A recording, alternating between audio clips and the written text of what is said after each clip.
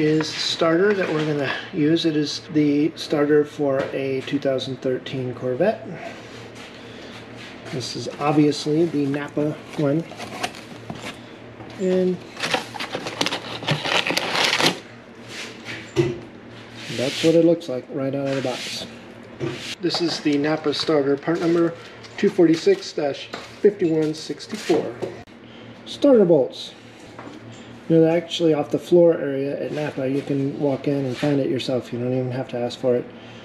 Part number 656-1527. Okay, what we have here is GM part number 242-61712. It covers part of the bell housing, and we are hoping that it will fill all the empty spaces that are around our bell housing. This is what that guy looks like out of the package. You can see exactly where the starter goes, where the bolt goes that goes sideways into the block. The plate goes over this hump, and then you just kind of bring everything up in here.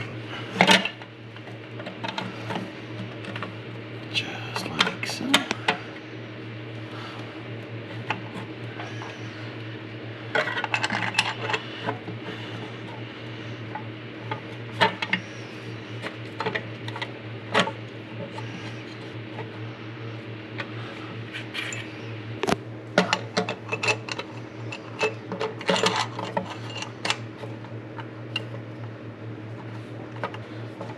Before you really tighten it up, I'd like to know how much adjustability there is. Like, is there any wiggle room on the starter?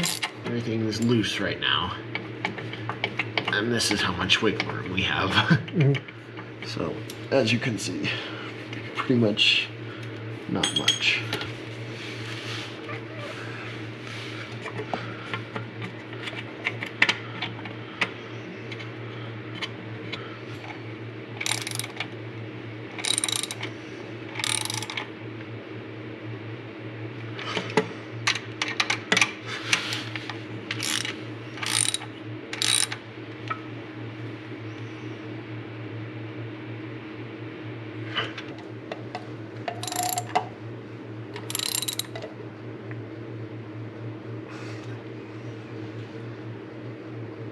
Alright, I think that's it.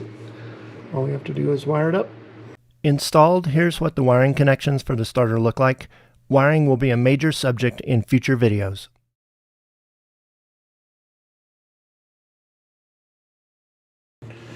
You could put the dust plate on the starter and then install them. Are you okay?